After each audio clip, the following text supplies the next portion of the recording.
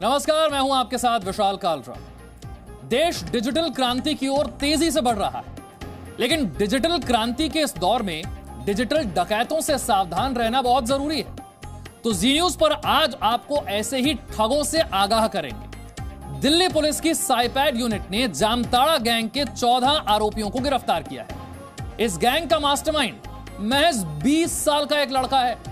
यह गैंग जामताड़ा में बैठे बैठे देश के कई हिस्सों में लोगों को ठगी का शिकार बना चुका है।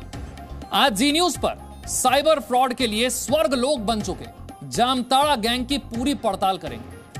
आपको बताएंगे कैसे यह गैंग लोगों के साथ धोखाधड़ी करता है, कैसे इस तरह के साइबर ठगों से आप बच सकते हैं।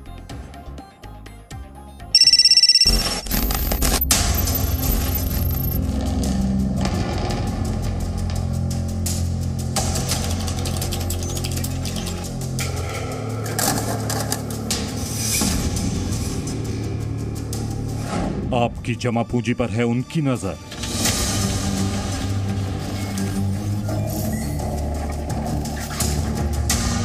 बस एक कॉल से आप कंगाल, वो मालामाल।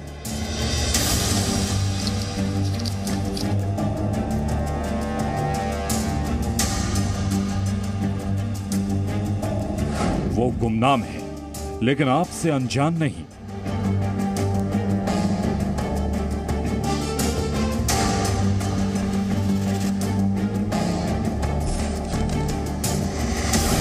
आप चूकेंगे तो वो लूट लेंगे।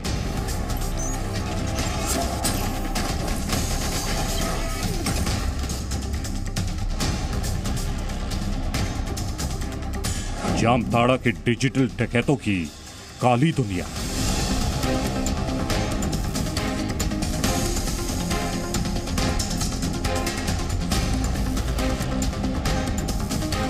जी न्यूज पर बेनकाब होगा साइबर फ्रॉड का रॉकस्टार।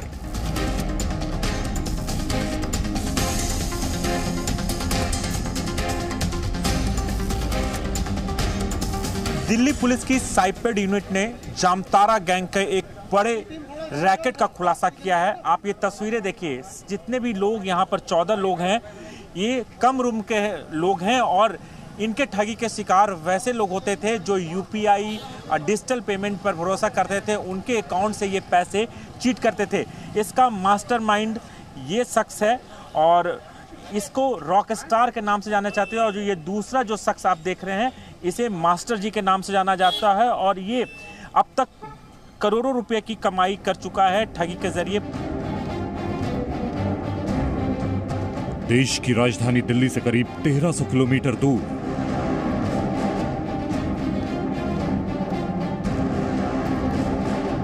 झारखंड का जामताड़ा,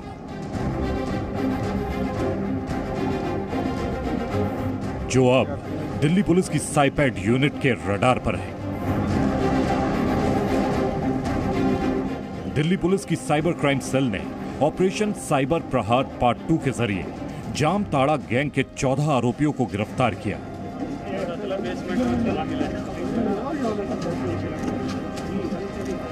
तो डिजिटल डकैती का एक बड़ा खेल बेपर्दा हो गया, जिसका मास्टरमाइंड निकला अल्ताफ अंसारी। महज 20 साल की उम्र, लेकिन शातिर इतना कि इसे साइबर क्राइम की दुनिया का रॉकस्टार कहा जाता है।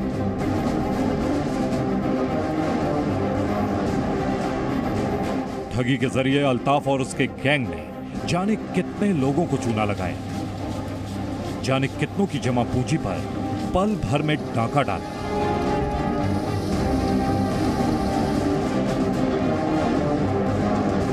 इसकी काली कमाई का अंदाजा आप इसी आलीशान कोठी को देखकर लगा सकते हैं। साइबर फ्रॉड की कमाई से अल्ताफ अंसारी ने जामताड़ा में यह आलीशान घर बनवाया है। इसके पास से पुलिस को 2-3 लग्जरी गाड़ियां भी मिली हैं। जब दिल्ली पुलिस की टीम अल्ताफ अंसारी को पकड़ने के लिए पहुंची तो यह बंगले की ओर भागने लगा। अपनी स्कॉर्पियो गाड़ी से दिल्ली पुलिस की टीम ने 100 किलोमीटर तक इसका पीछा कर इसे गिरफ्तार किया। तो ये एक बड़ा गैंग हमने पकड़ा है। इनके पास से मैं आपको बताना चाहूँगा कि जो अल्ताफ़ है उसने एक बहुत बड़ा घर वहाँ बना रखा है। जो आसपास की लोकेलिटी है उसको देख के लगता है कि इट इज़ अ टिपिकल जो टाउन है या semi rural semi urban kind of settlement road side, उसमें आपको एक अलग से अल्ताफ़ का बड़ा घर दिखता है। इसके अलावा उसने 2 गाड़ियाँ खरीद रखी हैं। इनफैक्ट हमारी टीम जब उसको पकड़ रही थी तो उसको थोड़ी खबर लग गई और वो भागने की कोशिश कर रहा था टूवर्ड्स बंगाल, और हमने उसको 100 किलोमीटर की चेज़ में पकड़ा। उसकी खुद की जो स्कॉर्पियो कार जो उसने अभी रिसेंटली खरीदी है उसी में वो भाग रहा था। हमारी टीम ने उसको चेज़ करके एप्रीहेंड किया। अब मिलिए गैंग के दूसरे शातिर से, गुलाम अंसारी उर्फ मास्टर जी। गुलाम अंसारी ठगी के इस नेटवर्क की अहम कड़ी क्यों था, ये समझने के लिए आपको इस गैंग की मॉडस ऑपरेंडी को समझना होगा। लोगों की कमाई पर डाका डालने के लिए इस गैंग के मास्टरमाइंड अल्ताफ अंसारी और रॉकस्टार ने कई टीम बना रखी थी। गैंग में 2-3 लोगों का काम सिर्फ फोन करने का होता था, दूसरी टीम का काम डेटा मुहैया कराना होता था और तीसरी टीम का काम बैंक के कामकाज को देखना होता था। जबकि गुलाम अंसारी और मास्टर जी फेक वेबसाइट बनाता था और लोगों को बल्क में एसएमएस भेजे जाते थे। जैसे ही कोई शख्स गूगल पर बैंक से जुड़ी जानकारी सर्च करता था, फेक वेबसाइट पर भी वो जानकारी चली जाती थी और उस नंबर पर फोन करने पर लोगों की अहम जानकारियां आरोपी तक भी पहुंच जाती थी। इसके लिए गुलाम अंसारी को 40 से 50 हजार रुपए दिए जाते थे। जो टीम इसने बनाई थी, चूंकि मास्टरमाइंड है और इसके पीछे तमाम लोग काम करते थे, बाकायदा सबको अलग अलग काम दिया जाता था, फर्जी वेबसाइट बनाए जाते थे। उस वेबसाइट को मास्टर जी वो उस वेबसाइट को प्रमोट करते थे ताकि ज़्यादा से ज़्यादा टेरिफाई, ज़्यादा से ज़्यादा लोग आए और उसके ज़रिए ये लोगों को चीटिंग कर सकें। दिल्ली पुलिस का कहना है कि जो साइबर क्राइम के ज़रिए जो लगातार दिल्ली पुलिस की मुहिम है उसका पार्ट 2 ऑपरेशन चलाया गया, जिसके तहत इन 14 लोगों को गिरफ्तार किया गया है। तो एक बड़े रैकेट का जो जामताड़ा से ऑपरेट होता था उसे दिल्ली पुलिस ने गिरफ्तार किया है। ये गैंग पिछले कुछ महीनों में 1 करोड़ 20 लाख से अधिक की धोखाधड़ी कर चुका है। जानकारी के मुताबिक ये लोग रोजाना 400 से 500 नंबर पर फोन किया करते थे, जिसमें 4 से 5 लोग भी फंस गए तो लाखों के वारे न्यारे हो जाते थे। पुलिस के मुताबिक सभी आरोपी 8 से 10वीं तक ही पढ़े लिखे हैं, लेकिन टेक्नो सेवी इतने हैं कि पढ़े लिखे कई लोगों को भी मात दे दें। कंसर्टेड एक्शन लेते हुए न सिर्फ इन 14 लोगों को अरेस्ट किया है, बल्कि हमने इकोसिस्टम में और जो डेफिशिएंसीज हमने नोटिस की है उसको भी प्लग करने की कोशिश की है।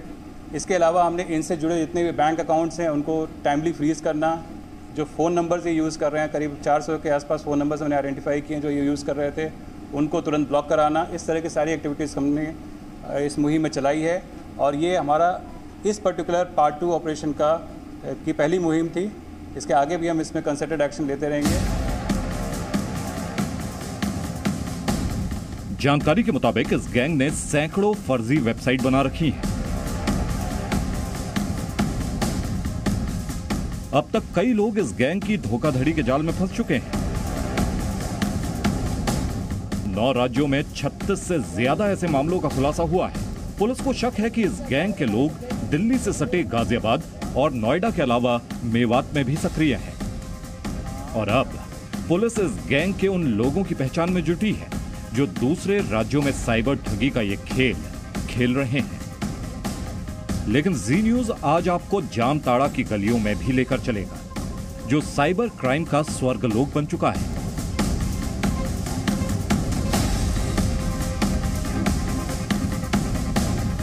कल तक देश के लिए गुमनाम रहा जामताड़ा आज साइबर ठगी की वजह से दुनिया भर में बदनाम हो रहा है।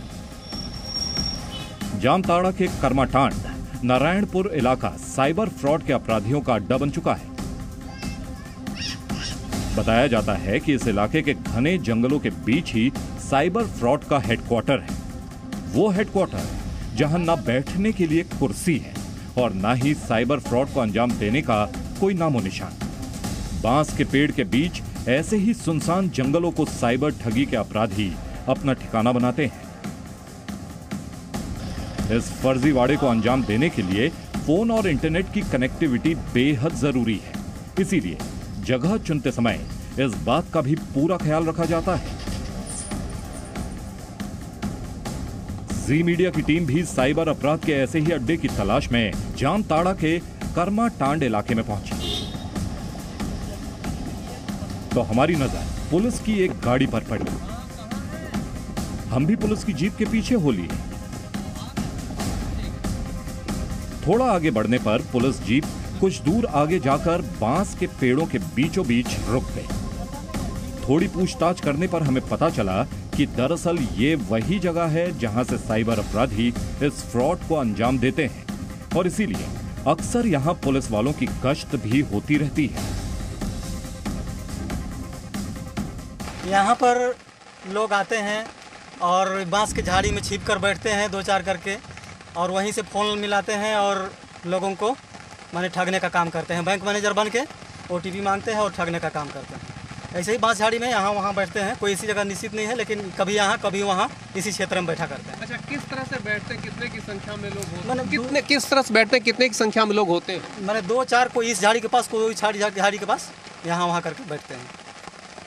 ग्रुप बना के वो लोग क्या सर? वो लोग अपना ग्रुप बना के, जैसे ग्रुप बना के 2-5 आदमी बैठ गया अपना लैपटॉप एंड्रॉयड मोबाइल लेके और इधर उधर झाड़ी में छुप के बैठ गया ताकि आदमी का नज़र का आड़ से थोड़ा, और इसी में आदमी को ठगता है।